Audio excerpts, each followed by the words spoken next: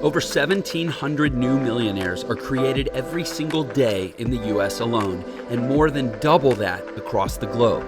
They're people from all walks of life, most of them people just like you and I. So the big question is this: how are so many people who didn't inherit money or have any special advantages overcoming the odds and becoming millionaires? That's the question, and this show will give you the answers. My name is Jeff Lerner, and welcome to Millionaire Secrets.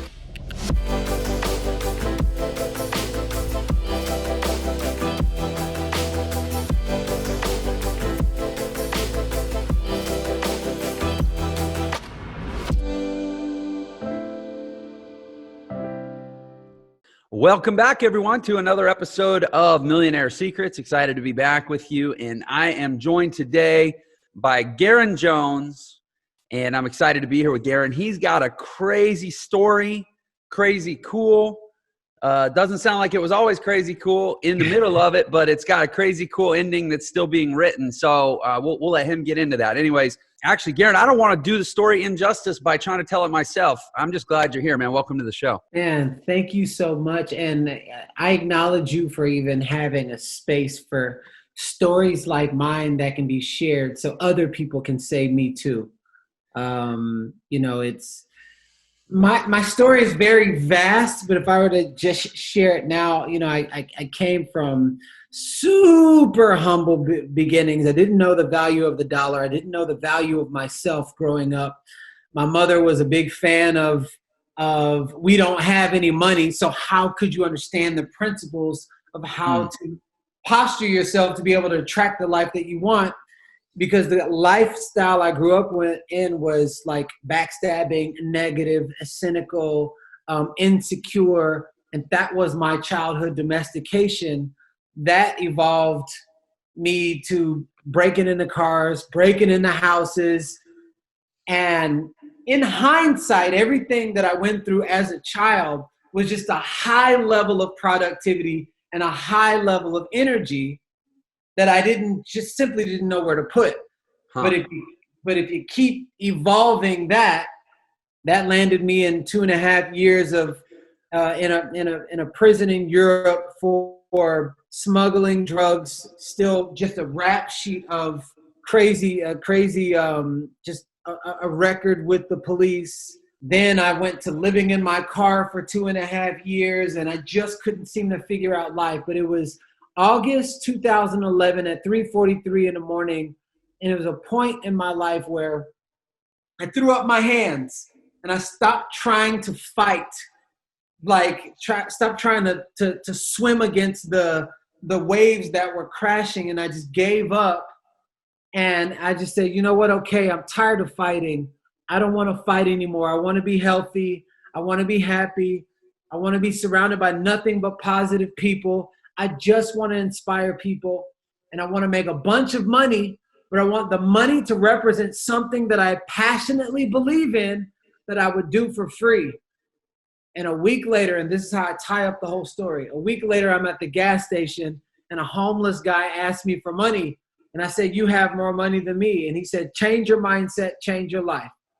And in that moment, every thought that I had ever had, it was like the future me checked the right now. It's like I checked myself.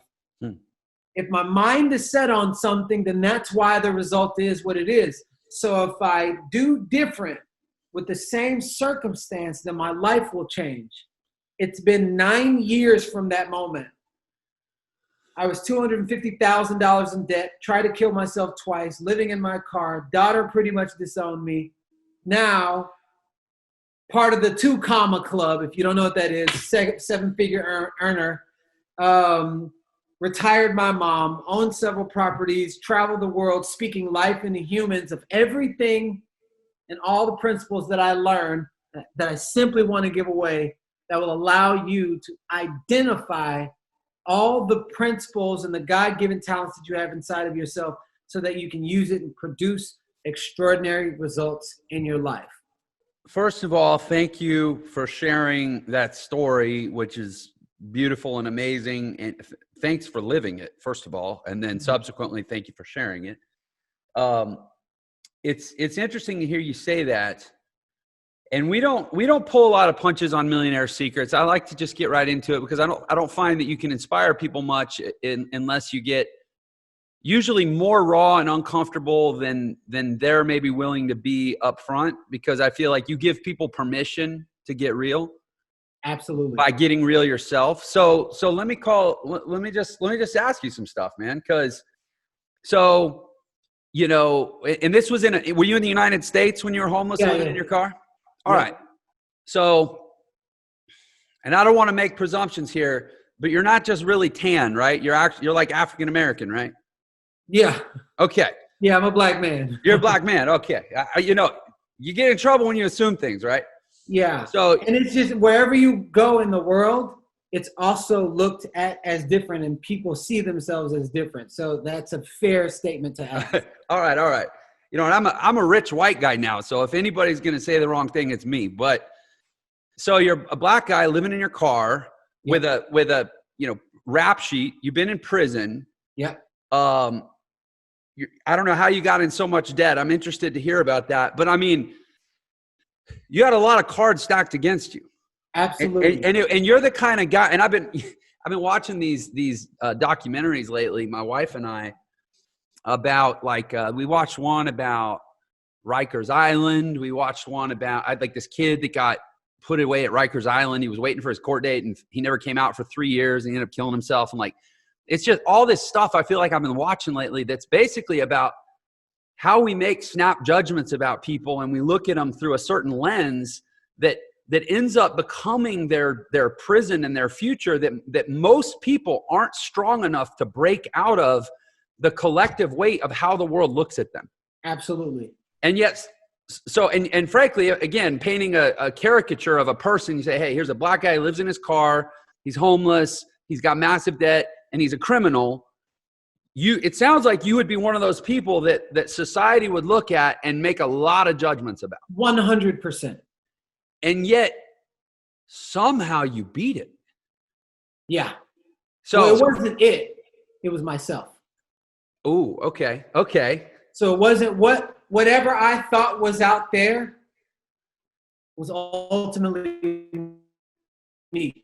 But they don't teach this in school, so you'll never just know it unless somebody who actually lived through it can actually share. It's like when I used to think being rich was having all the money and the girls and the cars. So when I got the Bentleys and the G-Wagons and all this, I was like, yo, something is missing. I have everything but myself. So I'll answer this question.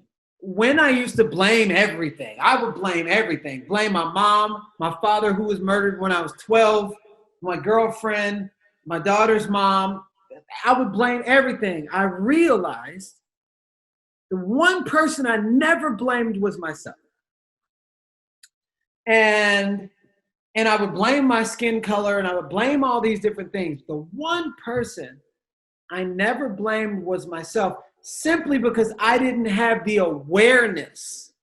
You cannot change without awareness, even if you change. Because if you can't articulate your change, you don't even know that you're changing. So I didn't even have the awareness of things that were happening because of my thoughts, because of my energy, or anything like that. So I would blame what was easy to blame. What was easy, I can blame this, blame the president, blame that.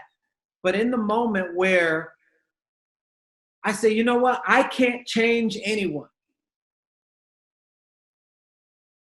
but maybe I can change myself. What am I doing wrong? How can I start thinking different? I started asking myself different questions. And I wasn't reading any books at this time. So this was like a little kid that's kind of playing with gaga goo goo words and he stumbles around, ball.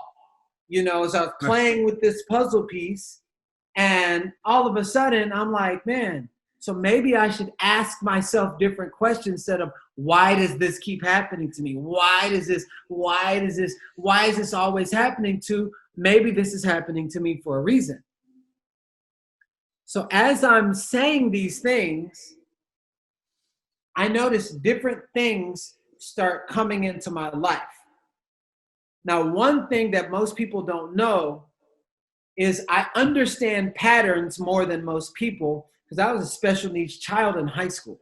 Like in middle school too, like I was special needs. In reading classes, I literally was in special education all the way up in the 12th grade because I didn't process faster than 99% of the people. So what would normally have you process, like when things come at me really fast, my brain literally shuts down, even right now today with everything that I learned. So what would normally have you learn it in a day would take me 6 months to process. So I was in slower, but when I got it, when I clicked, now my efficiency rate was 10,000 times higher than anyone else because my processing speed, once it clicked, it was like bam, bam, bam. I never understood that I could be responsible for myself. So when other people were flying up and being successful and learning things, I was still at the phase of, okay, I'm learning this and all these things are coming. So once it clicked that it was my responsibility, mine, I say, you know what? It's my responsibility and I put myself here, then I can be responsible for taking myself out regardless of my circumstance. Parking lot this conversation. So I didn't have awareness. But then when you go back to when I was in prison for 2.5 years, serving a 12-year sentence, I'm in there thinking I'm serving a 12-year sentence and I'm negative regardless of my circumstance. With negative, I'm negative.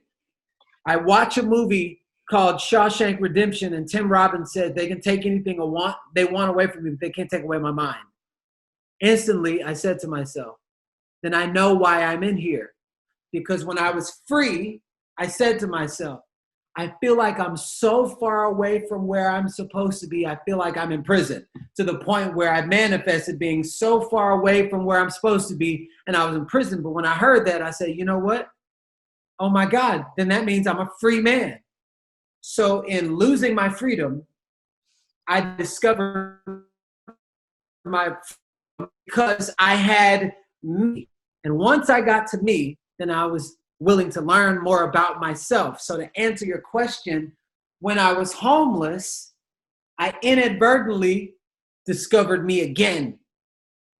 And so when I discovered me again, I learned more about myself. It wasn't until I got into personal development that I was like, oh, that's how I got out of prison. That's how I got out of living out of my car, because the universe stripped everything away from me so that I had me outside of everything that I gave power to. So when I had me, then that's when I started thinking, okay, so let me act on these ideas. Let me act on this. And once I started developing me, everything else developed around me, regardless of my skin color, regardless of my president, regardless of my past history and everything. So I could see now where I come from and have the blueprint of somebody who's in one of the highest the highest tax bracket. Most people don't have that because they're still in the, I'm not aware that how all this happened. So, yeah, I mean, I'm glad we're going a few layers deep now, because on the surface, it's so easy to discount these stories. You hear these stories. I mean, I do an interview show, Millionaire Secrets. For me, you're just another number on my series of interviews of people that have had these extraordinary transformations. There's thousands of us. You're one, I'm one. All the circumstances are different. But what I've learned since I started this show is there's no shortage of incredible stories, right? Absolutely. And I think sometimes, but the reality is there's a whole lot more not so incredible stories, or a whole lot more incredible stories that just haven't happened yet. And that's why a lot of people are listening to shows like this, is they're looking for that spark, right? But I think sometimes it's so easy to discredit stories like this and say, yeah, well, something must have happened, or it was luck, or it was timing, or it was being in the right place, or it was maybe he's got a God-given gift that he finally tapped into. Or, it's just so easy, I think, for people to discredit this. So I'm glad we're going layers down and getting into stuff that you can't discredit. I'll share this with you. You mentioned you have a daughter, right? Yes. Yeah, you said you have a daughter. So as a parent, maybe you can connect to this. My wife and I, we took this parenting class for years, trying to be, good parents, right? And one of the things he taught us is, he's like, if you get your kids needing your praise, like if you always say, "Good job, honey. Way to go, honey. I love you. Oh, you did that so well. I love you so much." And you kind of get them needing you to tell them that they're doing okay, then they'll end up resenting you for the rest of their life because they can't be okay without you feeding them. It's like a hit of crack, right? Like and he would always do this when people would start praising their kids. He'd get his arm out and do that, right? He'd be like, "Oh, you're giving them their hit, huh? How's that? I bet that feels really good for them." And so I think sometimes, it's kind of like, if we accept people's compliments, then we have to accept people's judgments. If we accept people's praise, then we have to accept people's criticism. Because the bottom line is, if we give other people power, we gave other people power. We don't get to pick and choose. And so I think with someone like you, it kind of goes, or not like you, but like all of us, I mean, this is true for everyone. It goes the other way too. If you want to blame circumstances for your situation, then you also essentially are waiting on circumstances to get you out of your situation. Absolutely. You can't have it both ways. Yeah. So I tell you, it's also easy for people to dismiss. And the reason why it's easy to dismiss, because what's easy to do is also easy not to do. I know I should be waking up early in the morning, but I'll do it tomorrow. And humans are the only life forms that do that, because we've been given the dignity of choice. We choose not to be all that we can be. It's like, I'll do it tomorrow. Can you imagine a tree saying, I don't feel like producing fruit today? Literally, imagine all of nature that's literally saying, I'm just gonna take a day. I'm just gonna take a day off today. But you wonder why trees will outlive us, outproduce us, outduplicate us, everything, simply because they're just in their divine nature, period. It's not even part of our divine nature to be lazy and procrastinate. It's out of nature. That's why lazy people start sinking into the ground, and you can feel it if you sit onto the couch and you just sit there and you sit there and you sit there and you sit there. So what's easy to do is also easy not to do. And here's another thing, just to add to what you were saying. When I was a little kid, I wanted to play hooky from school, skip school. And I was like, "Mom, I'm sick." And I wasn't sick. And I was like, "Mom, I'm sick. I'm sick. I'm sick. I'm sick." And I'm letting these words come out of my mouth. I'm sick. By the end of the day, I was throwing up. So that could happen in one day, from me having perfect temperature to me having 103 fever in one day of me telling myself until I believe what's coming out of my mouth.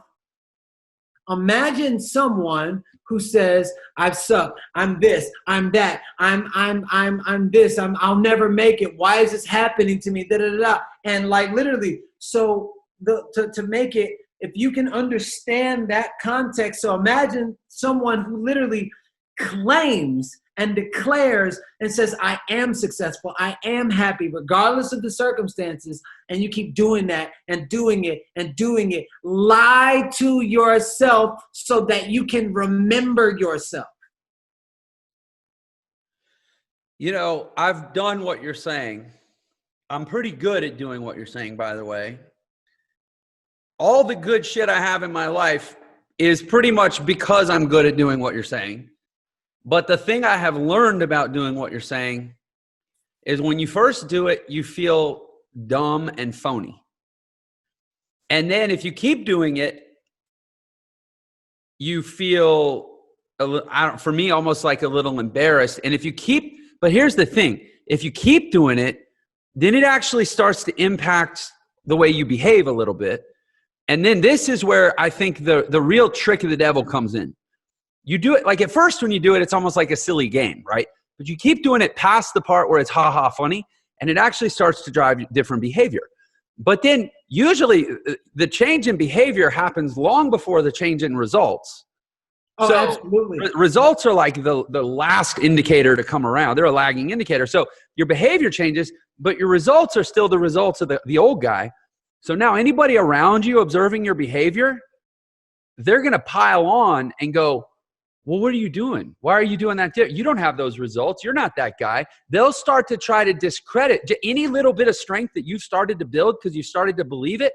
Immediately you'll get attacked and they'll try to discredit it.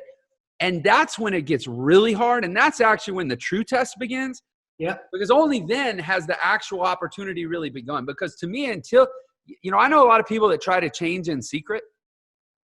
They're like, I'm going to change, but I'm not going to tell anyone because I don't want anyone to laugh at me. And one day I'm just going to pop out of the phone booth like Superman and just show everybody, That's not how it works, man. You're going to get heckled along the way. And if you can't push through that, or, go ahead and prepare now that you're going to have to push through that. I have this saying called make your old hard, your new easy. And then once you get to the top of the mountain, that's the bottom of the next mountain. So you keep going. But here's the thing.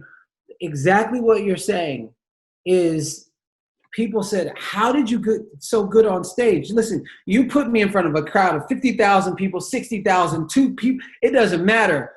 Every single time it is crazy. They're like, yo, did you ever go to school for speaking? I'm like, no. They're like, how did you get so good at controlling the crowd and movement and everything?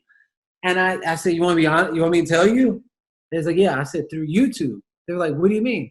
I said, while I was living in my car, I had 125 videos in my storage unit because they had great lighting. And the name of YouTube's personal development series was called The Storage. And I was talking about all this stuff that I was called to share. And then people were like, you don't even have the life. But I just kept going.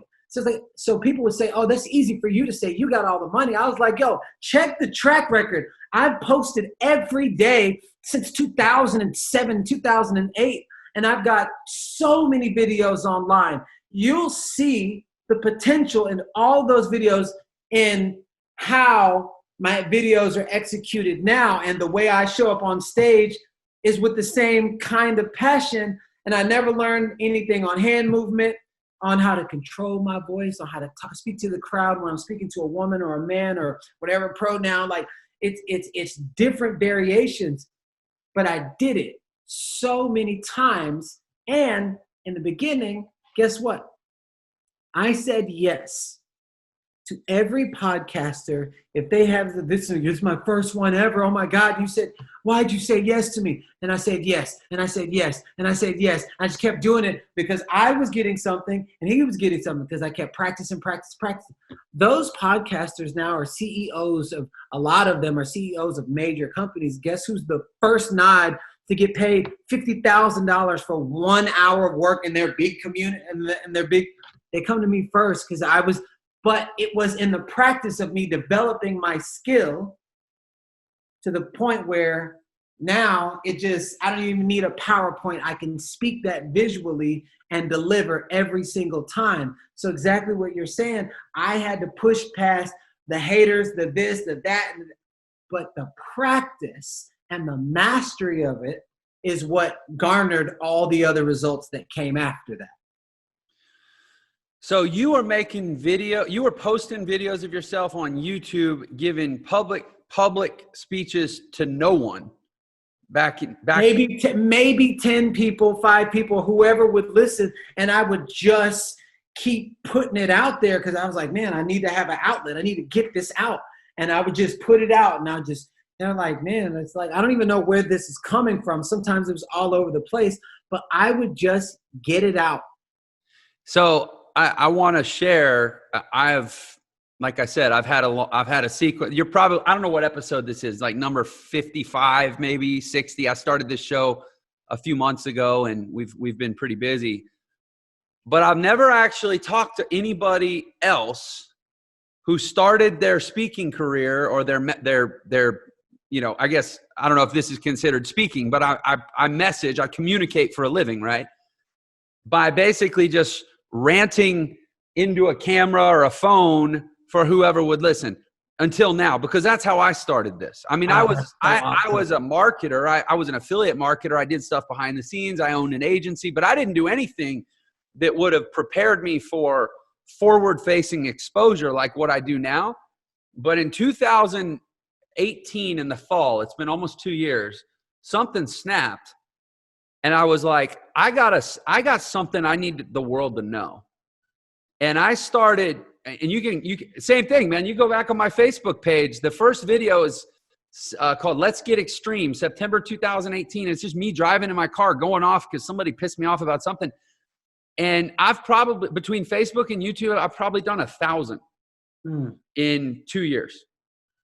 Because I don't know, man. I find that I discover the best version of myself the more I talk my way into it. Yeah, that's so good. And I've tried to explain that to people, but I don't think I've ever met somebody until now who like actually gets what the hell I'm talking about. You've been doing it 6 times as long as me. So this is beautiful, man. I can't wait to go back and watch your stuff.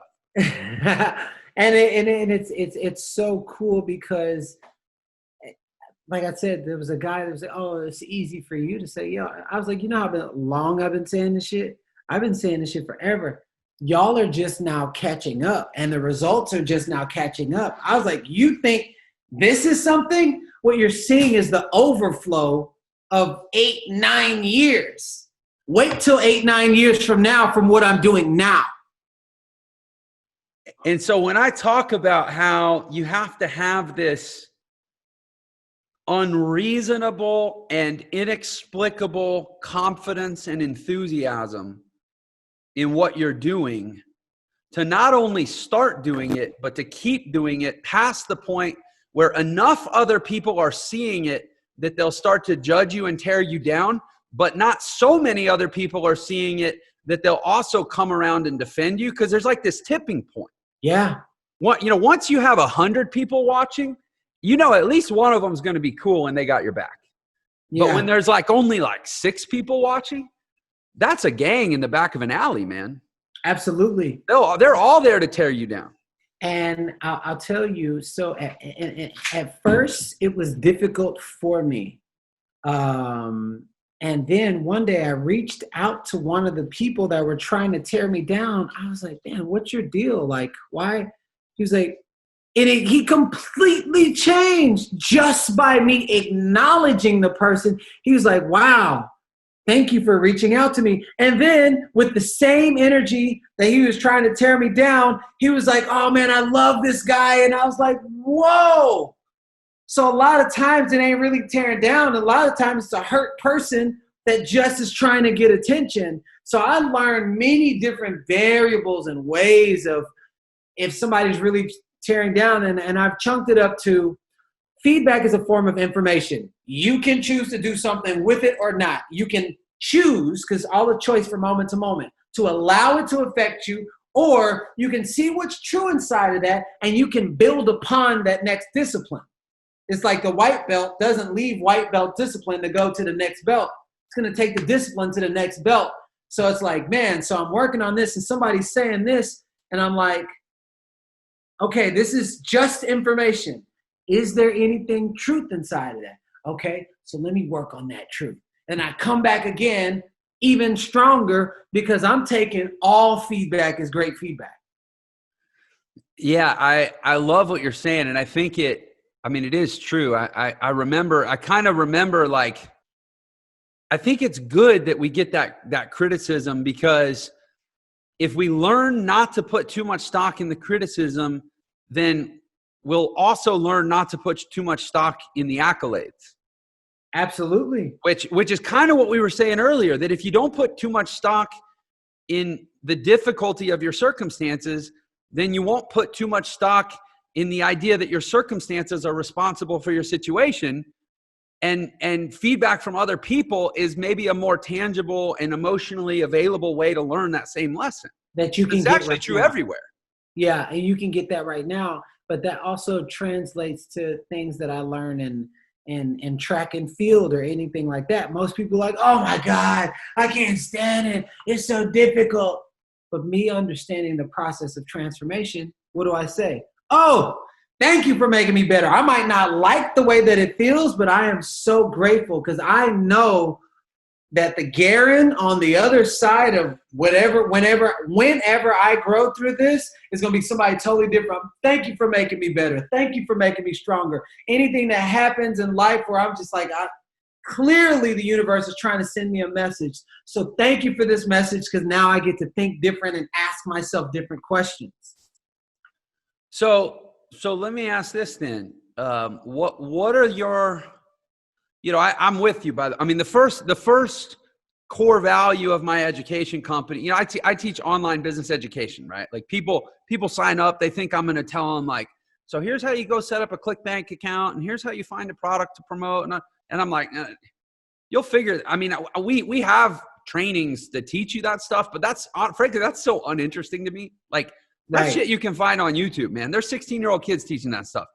I'd rather our first core value that I'd rather talk about for 8 hours straight is that we eagerly do hard things really well. Mm. And so I actually get nervous when things feel too easy. Everybody I know, a lot of people, I think all they want is for things to be easy. I get very uncomfortable when things are easy because it's like you're saying, there's like, how are you supposed to grow? Right. So I'm curious, with where you're at now, you've kind of come out the other side, at least by appearances, like, oh, he had it so hard and now he quote, has it so easy. Yeah. What is really hard now? My marriage. Oh my God. Okay.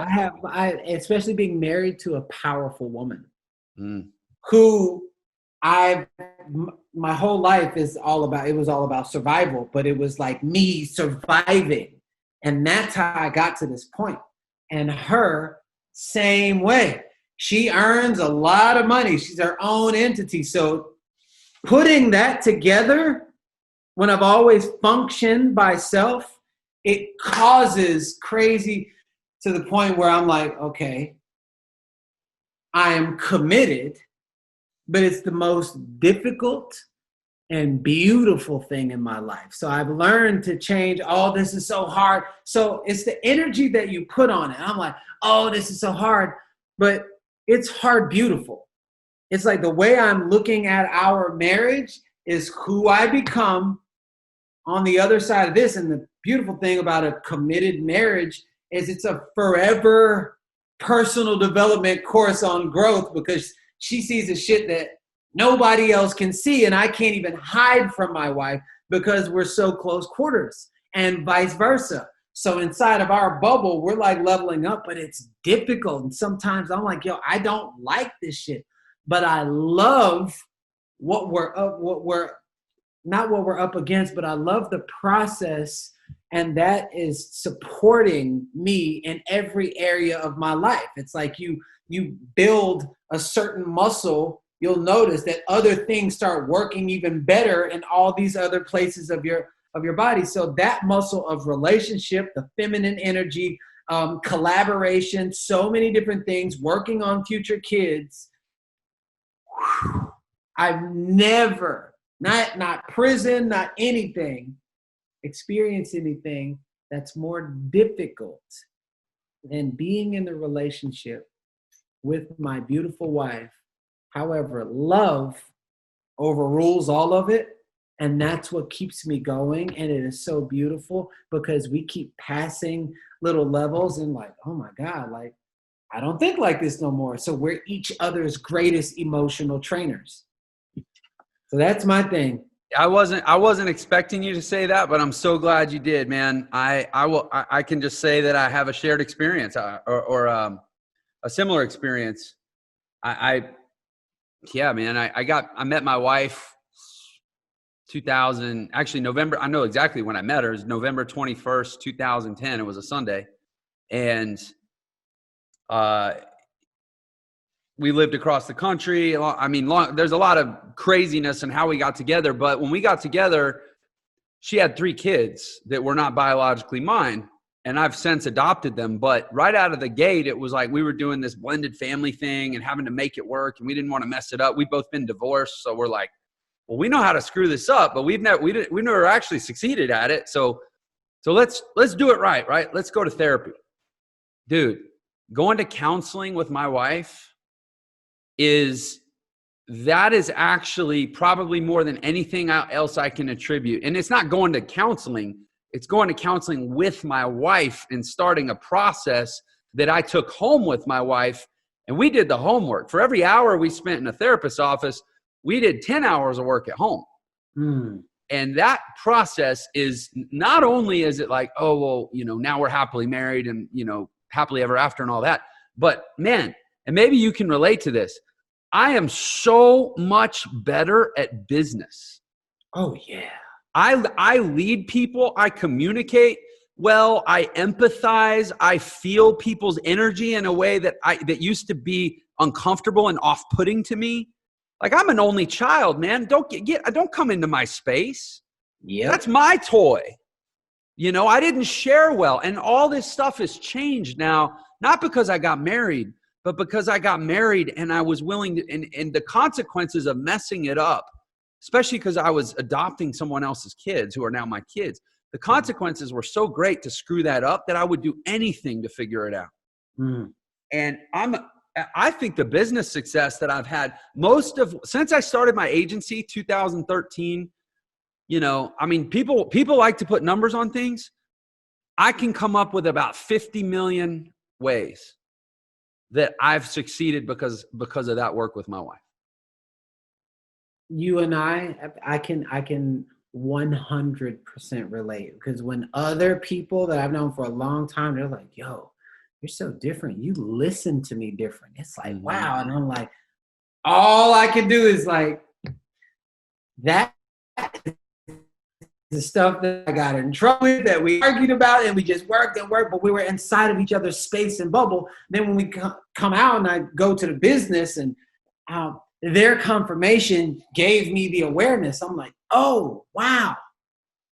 So then it makes me like, it's like, man, who else can I become? Who can we become? And standing for each other's greatness and things like that. So that is by far the most difficult, but also the most beautiful thing, like when it comes to growth and challenges in my life. I'm going to ask you a question. I have a saying I always say, and I want to ask you if you think it's true or if I'm oversimplifying it.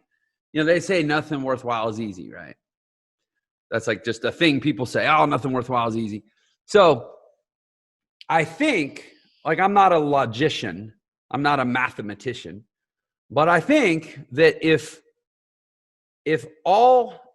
no A is B, like in math, right? Like on a Venn diagram, if no A is B, that means that no B is A. Can you speak more into that? Yes. So like, I'm just using variables to hold as placeholders, right? Like X, if X equals 3Y, solve for X or whatever, right? If no A is B, then no B is A. Therefore, if nothing worthwhile is easy, then nothing easy is worthwhile. I'm pretty sure that's a true statement. So I say that all the time. So it's not to the point where, when things are hard, I go, oh, it's okay because nothing worthwhile is easy. It's when things are easy, I go, well, nothing easy is worthwhile. So I should reject this because it's easy. So I think people use it to justify it when things are hard, but I don't think people reject things because they're easy. And I've tried to train myself too, because I'm like, well, if nothing worthwhile is easy, I think that means nothing easy is worthwhile.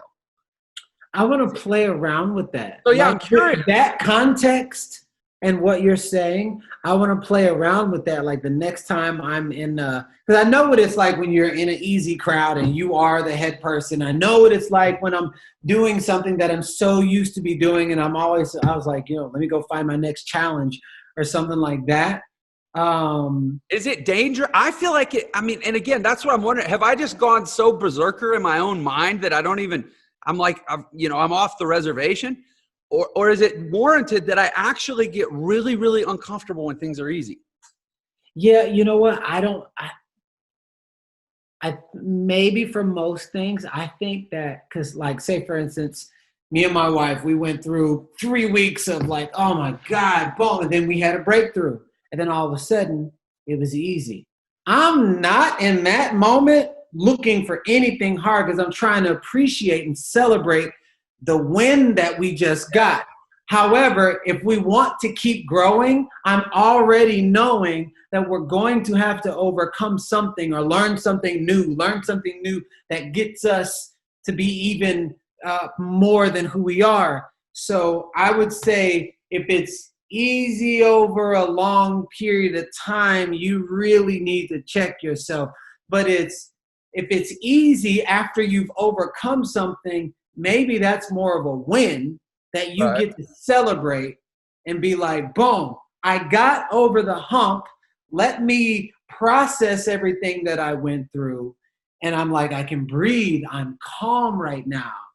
And all these different things. So I'm going to play with that. Yeah. And see what we come up with. Yeah. It's almost like you say, man, you get over the hump, and it's like you say, process.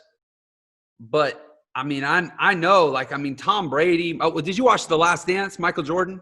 Oh my documentary? God, yes. So like for him, it's like he takes a night after he wins a championship. He gives himself one night for it to be easy.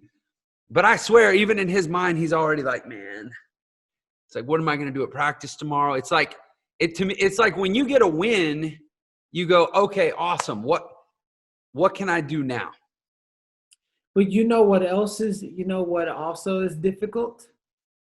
For people who work, like sleep is for suckers. You ever notice how often by the time they're 50, they like have a heart attack and some weird stuff because they're overworking the machinery? Right. A lot of times what's hard, actually doing nothing. It's no point there, because you can do nothing and it seems easy, or you can do everything and you don't even know how to sit still. And that's the hard thing. So in the sitting still, what could be easy to someone else is actually difficult to you. So you actually may have a point there when you like really, really, really break it down and think about it, because I was just thinking that it's easy for everyone, but what's easy for you may not be easy for me. And if I see you just sitting still, I was like, oh, he's just sitting there relaxing and not doing anything, not even realizing that you're a workhorse. And the most difficult thing for you to do is nothing, which is still something, but like sitting there. And being. I'll share this with you. Probably the hardest thing I've ever done. Our therapist gave us the rock exercise. Now, the rock exercise may sound mysterious, but it's actually the simplest thing ever. Go find a rock big enough to sit on with nothing else around you and sit on it for 4 hours. Set a timer, put it behind you. Don't look at it. You just sit there for 4 hours. Don't do anything. Don't say anything. Don't move. I mean, you can like lift your arm if you need to, but until the timer goes off. Hardest thing I've ever done. And what was the intention behind it? The rock in particular. Oh, I mean, a rock's just a kind of it's not so comfortable. I think my guess is you won't fall asleep. Okay. It's not a chair with a back.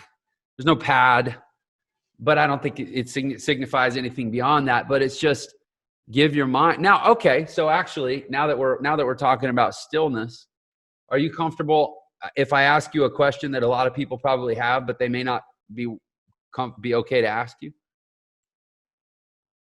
Dude, what's prison like? So I went into prison like afraid. And I was like, because I only saw what they show on TV. And where was this? It was in Europe. European prison is very different than American prison. Oh, okay. It's night and day different. Like in Europe, they actually want you to rehabilitate. In America, they don't want you to rehabilitate.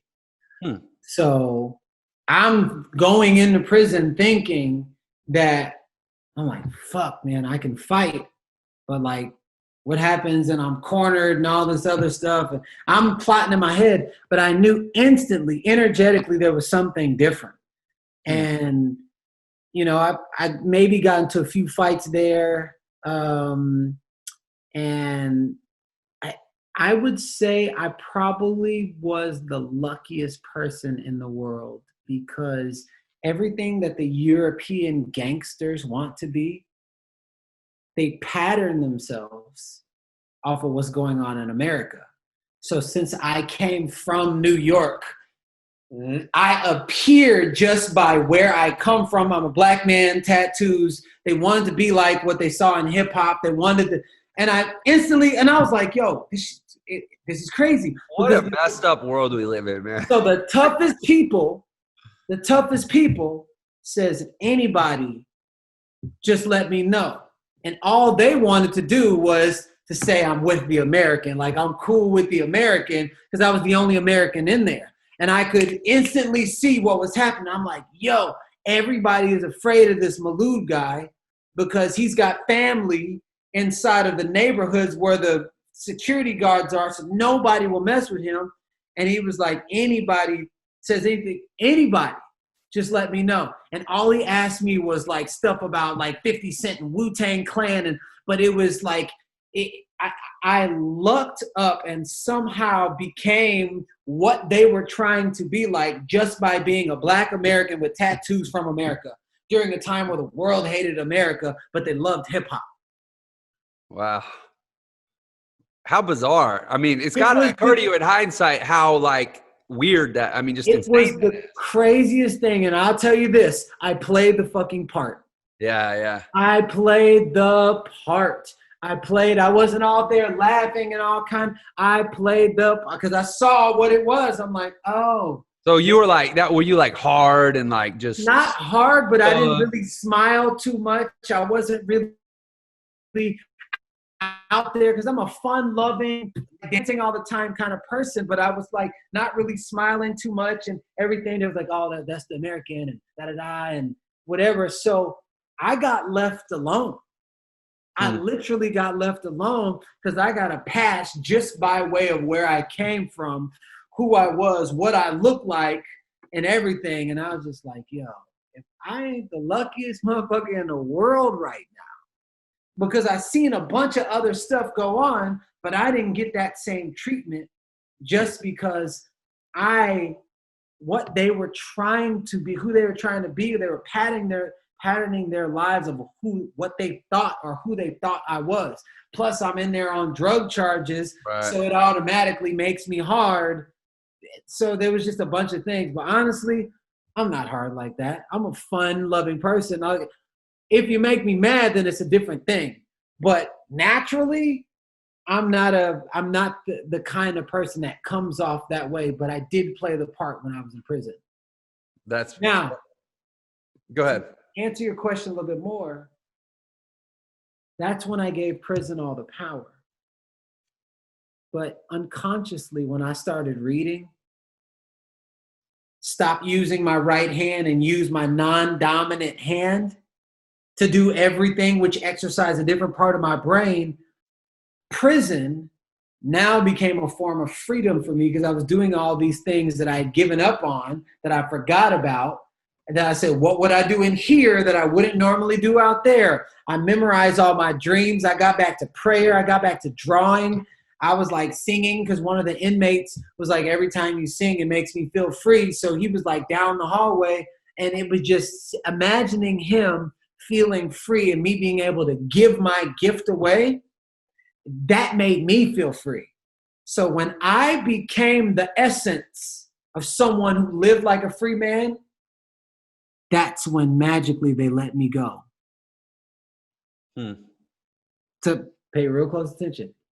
When I felt like a prisoner, that's when my physical surroundings was that of a prison. When I was the essence of someone who was free, outside freedom doesn't determine your freedom. The power to possess your own mind and use it in any direction that you consciously choose is true freedom. When I became the essence of freedom, That's when they let me go. So what happened? What allowed that to manifest? So I smuggled 6.2, not unknowingly because I was driving the car, but 6.2 kilos of heroin from one country to another. And I was serving a 12-year sentence. They tested the drugs 3 times, and it was 6.2 kilos of heroin every time. When I embodied that of a free person, magically, they retested the drugs. And the amount of drugs that all of a sudden became fake, the amount of drugs that was real, I had already served the time for. So it said, the rest of this is fake, you're free to go home. So because I became free in my mind, the outside is a physical manifestation of what's going on inside of your brain, whether you're conscious or unconscious of it. You know what I love about this conversation is, and I know that I'm anticipating what I'm going to hear. There's going to be 2 types of comments on this conversation on YouTube and on the podcast and everything. There's going to be comments about how inspiring and powerful and transformative and all these great adjectives that this has been. And there's going to be a few people that are just straight up pissed because we never told them how to do it, even though we told them how to do it. Yeah. You know what I mean? So I'm like, well, Jeff, bend, give people what they want. Ask him how but I'm like, he already told you how. Like, I'm sure that you found a thing that had a business, like, I don't know, selling insurance or flipping houses or like, it doesn't matter. But I think because I know people ask me, they're like, Jeff, yeah, I don't care. Okay, but like, what did you do? And I'm like, I couldn't tell you what I did, because what I did actually took me like anywhere from 12 to 14 hours a day for like a year and a half to get really good at. I can't, unless you got 6,000 hours and I could show you, I don't really have time to tell you what I did, but I can tell you what I did. And it's all the same stuff. And I've had, like I say, 50 or 60 of these conversations, and there always seems to be a moment. There always seems to be a pivot. There always seems to be a power grab where people grab it and they take it back. And, I guess my question to you is not like, what did you do?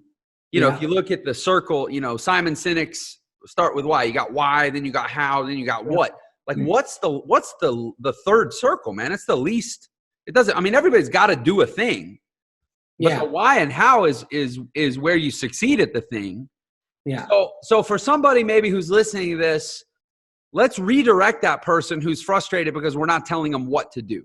Okay. So where do they go? So here's a what to do.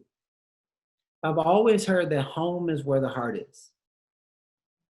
The thing about it is most people do everything outside of what's connected to their heart, because of what it looks like shiny on the outside, or what your mom said or dad said or society said. I'm going to share with you something that my dad gave to me that I wasn't aware of, that literally changed the trajectory of my life when I was actually aware of what he said. 5 years old, Michael Jackson, Smooth Criminal was on MTV. All the adults were either on drugs or alcohol, and all the kids were dancing in front of the adults. And then all of a sudden, this was my time, and I was going to go up. My cousins were making fun of me. My aunts were making fun of me. My uncles were there. Oh, Garrain, you can't sing. You can't dance. My dad was drunk, sloppy drunk. In the midst of all of the sloppy drunkenness, he was like, hey, don't you ever tell my son that he can't do something. Garrain, if you love it and it makes you happy, then you do it. Do it no matter what. Do what you love. Parking lot that. When I was in prison, I remembered that I love to sing, and I stopped doing that so I can do what everybody else wants me to do. I remembered that I'm a visual artist and I love to paint and draw. So I start painting and drawing portraits of other inmates' families, giving my joy away. I remembered that I loved running when everybody was either fighting or selling drugs or stabbing each other on the yard. I remember all of a sudden this American guy is the only person that's running. Within a month, there's 65 people running with me, giving my joy away, bringing joy to other people's lives from something that I would do for free, which is what I did. So when I did everything that I loved, it filled up inside of me first and spilled over into the next container. The next container was called prison. Well, when that filled up, the next container was called freedom. And if you can imagine a baby inside of a womb, when it grows too big for the womb, there's contraction, and then there's a push. Babies are born from blood and chaos, and then all of a sudden, it grows to the max, to it's too big for the space, and then it goes to the next level. So to answer your question is, most people don't do what they really love. They do what everybody else wants them to do. So what to do? What did you love to do when you were a child? And we're going to take it back to before you got like manipulated by society and this and that. What did you love to do? I always wanted to be a superhero. I wanted to be stronger than the average man, have abs like an action figure, and save lives all over the world. Hindsight, fast forward 35 years, what do? Every single thing that I do has to do, I'm stronger than the average man, have abs like an action figure, and I save, transform, change lives literally all over the world. So what y'all see is not what I see. I'm like a 5-year-old that's living inside of my entire life. That's why I can keep doing it. Most people have given up on the things that they originally wanted to do so it runs in the family. Follow what mom did, follow what dad did, follow what's cool, follow what's hot, follow what's this, follow what's that. But when you speak to people that have gone to do that, the massive influencers, ask them what they loved to do when they were 5. And it's often connected to that. So I had a lady that said, oh, I just feel like something is missing. What did you love to do when you were a little kid? Oh, I used to love to dance. How did it make you feel? It made me feel so free. And you could literally see somebody say, I feel like something is missing. And she said, it made me feel so free. Her body goes like this. I said, when was the last time you danced? She said, 20 years ago. And I said, do you have any kids? She said, yes. I said, what do you think would happen with the relationship if your daughter came up to you and said, mom, mom, mom, mom, mom, and you ignored that child for 20 years? She said, there wouldn't be a relationship. I said, why? She said, because there wouldn't be any connection. I wouldn't acknowledge the kid. She wouldn't trust me and everything. I said, so you understand that, right? I said, whatever was originally connected to that child that's inside of you, that dance, that promoted freedom, is your inner child. And every time you don't honor something that's always been inside of you, that's living inside of your heart, that's like you not honoring a freaking child that's living at your house that's saying, mom, mom, mom. So if the dance is not being acknowledged, it's probably said mom 1,000 times. So since you didn't acknowledge it, there's a separation from the physical and the spiritual inside of yourself. So there's no alignment. So what's missing is the truest essence of yourself, which lives in the heart. So what to do? Follow your PHUCKIN heart. And whatever it's connected to, there will be a string that leads you to the next thing as long as you follow it. The heart is the most powerful frequency. The EKGs of a heart is the most powerful frequency in the world. So why wouldn't you use it? It actually will serve you and support you and bring you more gifts when you use that power source. I mean, honestly, man, I got another interview I got to do in 4 minutes. Oh, damn. Let's do it. Dude, I don't think we could have picked a better note to end on. Follow your PHUCKING heart, and this man will guarantee Yeah, I see what you did there. that something extraordinary will happen. Man, this has been amazing. This has been amazing, dude. I don't even know what to say. How can people plug into more of this, man? Where do they go to find you?